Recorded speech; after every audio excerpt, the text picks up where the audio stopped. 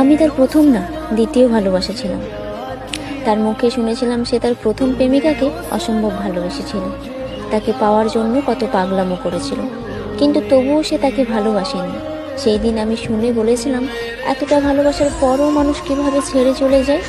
তার প্রাক্তনের প্রতি এত ভালোবাসা দেখে আমি সেই দিন তার প্রেমে পড়ে গিয়েছিলাম, আর ভেবেছিলাম যে তাকে ভালোবাসেনি, তাকে যদি সে এতটা ভালোবাসতে পারে, তাহলে যে তাকে ভালোবাসবে তাকে সে কতটা ভালোবাসতে পারে।